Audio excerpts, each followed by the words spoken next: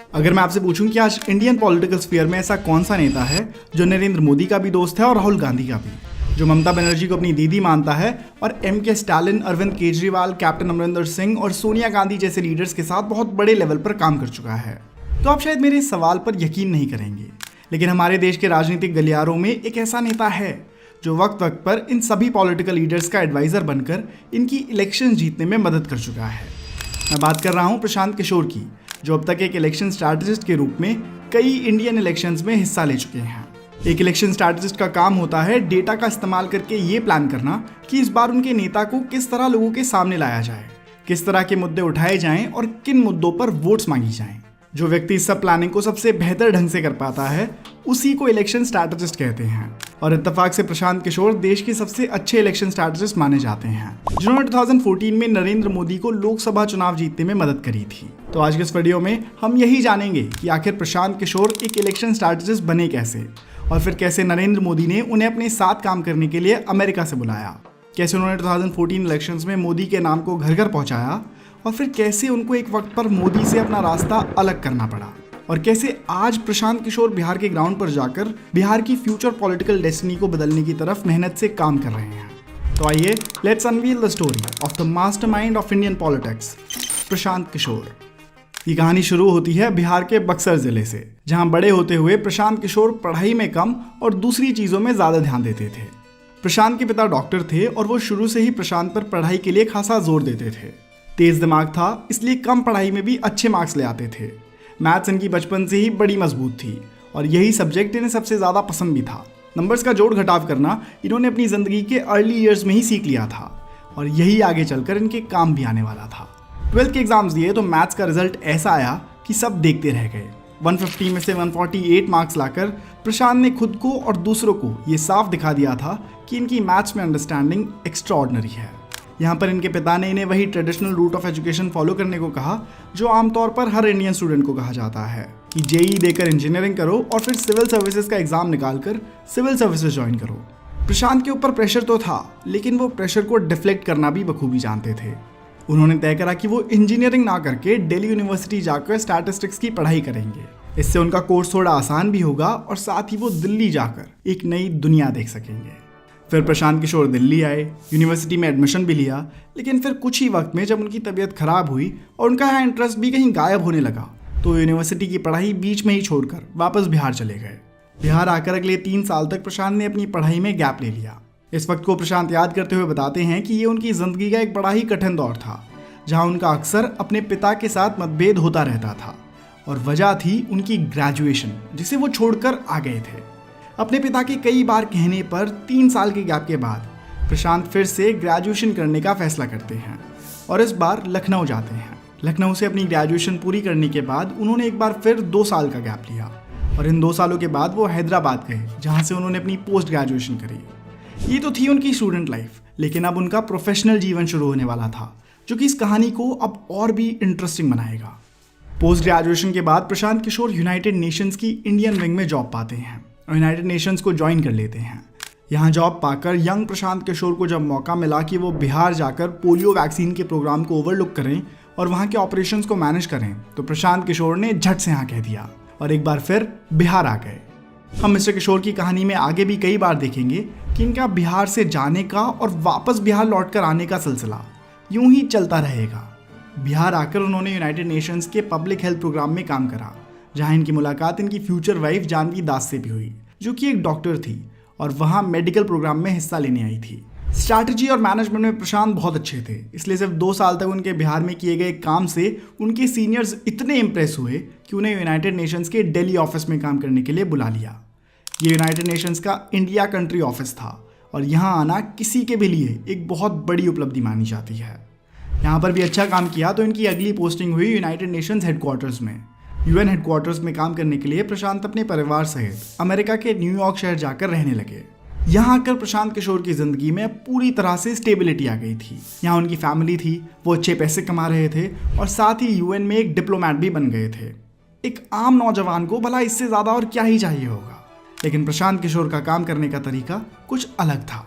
USA में रहते हुए प्रशांत को फील होना शुरू हुआ कि कि उनकी ऑफिस जॉब अब उन्हें ज़्यादा एक्साइट नहीं कर रही और वो सेम जॉब से बोर होने लगे हैं।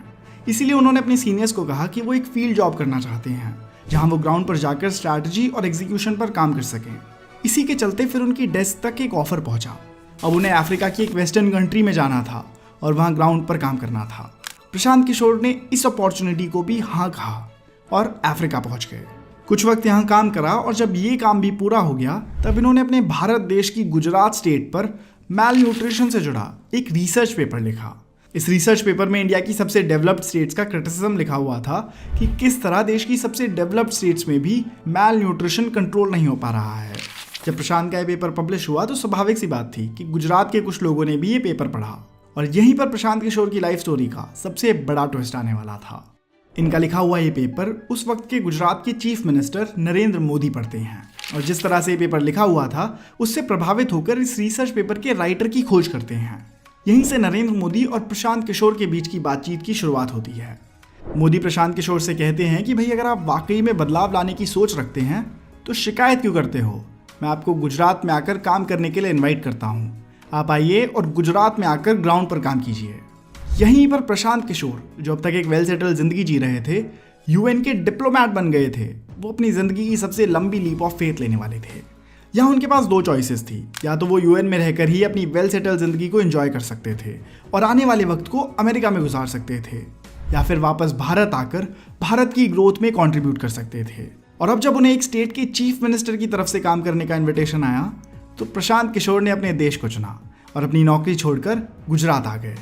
ये साल 2011 की बात है जब नरेंद्र मोदी पहली बार प्रशांत किशोर से मिले और धीरे धीरे दोनों ने फ्यूचर पॉलिसीज और इलेक्टोरल पॉलिटिक्स को डिस्कस करना शुरू करा।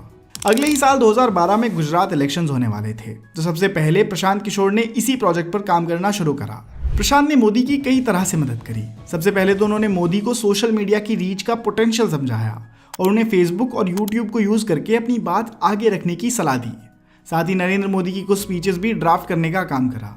जब इन स्पीचेस में सीएम मोदी को पोटेंशियल और मटेरियल दिखा तो वो बड़े इंप्रेस हुए और उन्होंने प्रशांत को अपनी स्पीच ड्राफ्टिंग टीम में जोड़ लिया। ऐसा कर करके प्रशांत ने नरेंद्र मोदी से रिस्पेक्ट और ट्रस्ट जीतनी शुरू करी और कुछ ही समय की बात थी कि दोनों की अंडरस्टैंडिंग इतनी बढ़ गई कि 2012 के गुजरात इलेक्शंस के लिए प्रशांत किशोर नरेंद्र मोदी के लिए ऑफिशियली एक इलेक्शन स्ट्रैटेजिस्ट बन गए।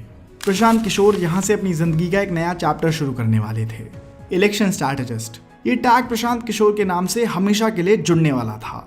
ये रोल पॉलिटिकल पार्टीज में इसके पहले नॉन एग्जिस्टेंट था और अब जो इलेक्शंस में होने वाला था ऐसा इंडियन पॉलिटिक्स में पहले कभी नहीं देखा गया था। प्रशांत किशोर का पॉलिटिकल जगत में आगाज इतनी तेज होने वाला था कि आज एक दशक बाद इन्हें भारतीय पॉलिटिक्स का चाणक्य भी कहा जाता है। ये गुजरात इलेक्शंस ऐसे पहले इलेक्शंस थे जिनमें प्रशांत किशोर ने इलेक्शन स्ट्रैटेजिस्ट की भूमिका निभाई और नरेंद्र मोदी को एक बार फिर गुजरात का चीफ मिनिस्टर बनाने में मदद करी। प्रशांत के इनोवेटिव आइडियाज और प्लान से इंप्रेस होकर मोदी ने 2014 लोकसभा इलेक्शंस के लिए इन्हें अपनी टीम में जोड़ लिया। अब मिशन था नरेंद्र मोदी को देश का प्रधानमंत्री बनवाना और इसके लिए जरूरत थी कि अब तक जहां वो गुजरात के लीडर के तौर पर जाने जाते थे, अब उनका लोगों के सामने ऐसा प्रोजेक्शन होना था कि देश भर से लोग उन्हें एक नेशनल लीडर के तौर पर देखने लगे। ये कैंपेन कई महीने चला और इसमें प्रशांत ने कई तरीकों से कंट्रीब्यूट करा। 2012 तक मीडिया में नरेंद्र मोदी की छवि भी बहुत खराब थी और कोई भी उन्हें इंटरव्यूज नहीं देना चाहता था। इस प्रॉब्लम को टैकल करने में भी प्रशांत ने उनकी मदद करी और ऐसी स्ट्रैटेजी बनाई कि देश भर से नरेंद्र मोदी को एक्सेप्टेंस मिलनी शुरू हो गई। सबसे पहले तो उन्होंने सोशल मीडिया के इस्तेमाल को और बढ़ चढ़कर यूज करने की सलाह दी, जिसके बाद ही नरेंद्र मोदी के यूट्यूब और फेसबुक पर वीकली अपलोड शुरू हुए, जहां उनकी स्पीचेस अब डायरेक्टली यूट्यूब के जरिए लोगों तक पहुंच रही थी। इसके साथ ही 2013 में प्रशांत किशोर ने अपने दूसरे को फाउंडर्स के साथ मिलकर सिटीजन्स फॉर अकाउंटेबल गवर्नेंस की शुरुआत करी, जिसमें कि एक आम आदमी भी आगे आकर पॉलिटिक्स में हिस्सा ले सकता था और इससे पॉलिटिकल पार्टिसिपेशन बढ़ने लगी। इसी के साथ कई इनोवेटिव कैंपेन्स किए गए ताकि नरेंद्र मोदी को देश भर में प्रमोट करा जा सके, जैसे कि चाय पे चर्चा, 3D हॉलोग्राम रैलीज और रन फॉर यूनिटी। 2014 में लोकसभा चुनाव होते हैं, बीजेपी को बड़ी जीत मिलती है और नरेंद्र मोदी देश के प्राइम मिनिस्टर बनते हैं। इसी के साथ प्रशांत किशोर अपने मिशन में सक्सेसफुल साबित हुए और उनका ये सबसे बड़ा प्रोजेक्ट अब फिनिश हुआ। इलेक्शन रिजल्ट्स के कुछ ही महीनों बाद प्रशांत किशोर नरेंद्र मोदी के कैंप से थोड़ी दूरी बना लेते हैं और अपने अगले प्रोजेक्ट की तरफ बढ़ चलते हैं। यहाँ उनकी सेपरेशन की वजह उन्होंने ये बताई कि इलेक्शन के पहले प्रशांत किशोर ने भारतीय ब्यूरोक्रेसी में लेटरल एंट्री लाने की बात करी थी और मोदी जी ने इस बात से एग्री भी किया था, लेकिन पीएम बनने के तुरंत बाद क्योंकि कई सारे प्रोजेक्ट्स पर काम हो रहा था तो लेटरल एंट्री के मुद्दे पर पीएम मोदी थोड़े हेजिटेंट दिखे और इसी बात को संकेत समझ प्रशांत किशोर ने तय करा कि अब उन्हें अपने अगले प्रोजेक्ट की तरफ रुख कर लेना चाहिए। 2014 के नवंबर महीने में फिर प्रशांत किशोर नीतीश कुमार से मिलते हैं और यहाँ पहली मुलाकात से ही दोनों की अंडरस्टैंडिंग सही बैठ जाती है, जहाँ से फिर नीतीश कुमार प्रशांत को अपने कैंप में आने के लिए इनवाइट करते हैं और फिर यहीं से प्रशांत एक बार फिर अपना रुख बिहार की तरफ करते हैं और 2015 के बिहार इलेक्शंस में नीतीश कुमार के लिए इलेक्शन स्ट्रैटेजिस्ट बनने का काम करते हैं। प्रशांत किशोर की ग्राउंड की समझ और इलेक्शंस की समझ इतनी ज़्यादा थी कि उन्होंने नीतीश कुमार को ये इलेक्शन जीतने में मदद करी और फिर नीतीश कुमार ने सीएम बनने के बाद प्रशांत किशोर को advisor for planning and programme implementation बना दिया। इस पोजीशन पर आकर अब प्रशांत किशोर पहली बार किसी सरकार में रहकर काम कर रहे थे। यहाँ रहकर उन्होंने बिहार की राजनीति को और गहरे ढंग से समझा। उनको समझ आया कि कैसे एक आइडिया और इम्प्लीमेंटेशन के बीच कई लेयर्स होती हैं और कोई भी पॉलिसी डिसीजन लेने पर कितने डाइवर्स तरह के रिस्पॉन्स लोगों से मिलते हैं। अगले 2 सालों तक बिहार में ही काम करा और फिर वो अपने अगले इलेक्शन स्ट्रैटेजी के प्रोजेक्ट पर चले गए। अगले कुछ सालों में कैप्टन अमरिंदर सिंह, जगन मोहन रेड्डी, अरविंद केजरीवाल, ममता बनर्जी और एमके स्टालिन के साथ प्रशांत किशोर ने एक इलेक्शन स्ट्रैटेजिस्ट के रूप में काम करा और इन सभी पॉलिटिशियंस को इनके स्टेट इलेक्शंस में जीत दिलाने में मदद करी। इन सभी प्रोजेक्ट से प्रशांत ने करोड़ों रुपयों की संपत्ति कमा ली थी और अब वो अपनी जिंदगी के अगले चैप्टर में जाना चाहते थे। 2021 के तमिलनाडु इलेक्शंस के बाद प्रशांत किशोर ने ये अनाउंस करा कि अब वो एक इलेक्शन स्ट्रैटेजिस्ट का काम क्विट कर रहे हैं। 2011 से 2021 तक प्रशांत किशोर इंडिया में रहे, अलग अलग स्टेट्स में पॉलिटिक्स की हाईएस्ट लेवल पर ऑपरेशंस देखे, जगह जगह जाकर लोगों की समस्याएं सुनी और उन्हें समझने की कोशिश करी। जब वो पॉलिटिशियंस की इलेक्शन जीतने में मदद करते थे तो वो पाते थे कि जितना काम इलेक्शन के वक्त होता है वही नेता जिसे उन्होंने जिताने में मदद करी है वो बाद में कंप्लेसेंट हो जाता है और ग्राउंड पर ज़्यादा कोई बदलाव नहीं आता। और इलेक्शंस में अक्सर नेता तो जीत जाता है लेकिन इस सब के बीच हार जाती है जनता, जहाँ साल दर साल उन्हें सिर्फ झूठे वादे मिलते हैं। और ये समस्या प्रशांत किशोर की होम स्टेट बिहार में तो और ज़्यादा गंभीर है। बिहार आज देश का सबसे पिछड़ा राज्य माना जाता है। बिहार आज डेवलपमेंट के मैट्रिक्स पर सबसे पिछड़ा राज्य है और पिछले कितने ही दशकों से यहाँ के नेताओं ने यहाँ की पब्लिक को लूट कर अपनी जेबें भरी हैं और इंफ्रास्ट्रक्चर के मायनों में यहाँ कोई काम नहीं हुआ है। जब प्रशांत किशोर को ये प्रॉब्लम बिल्कुल करीब से दिखी तो उन्होंने तय करा कि वो खुद ही इसका जिम्मा उठाएंगे और अपनी आगे की पूरी जिंदगी बिहार को आगे बढ़ाने की तरफ डेडिकेट कर देंगे।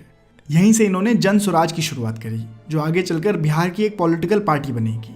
अभी प्रशांत किशोर बिहार की पदयात्रा पर हैं जहां वो गांव-गांव जाकर अपना मैसेज लोगों तक पहुंचा रहे हैं और उन्हें उनकी वोट की इंपॉर्टेंस को लेकर जागरूक कर रहे हैं। आज बिहार का नौजवान रोजगार ढूंढने के लिए दूसरे स्टेट्स में जाकर काम करता है, जिससे बिहार के गांवों में नौजवानों की संख्या काफ़ी कम है और उनका परिवार पीछे छूट गया है। इसी बिहार के टैलेंट को बिहार में वापस लाने की तरफ और बिहार की ग्रोथ स्टोरी से जोड़ने के प्रयास में प्रशांत किशोर लगे हुए हैं।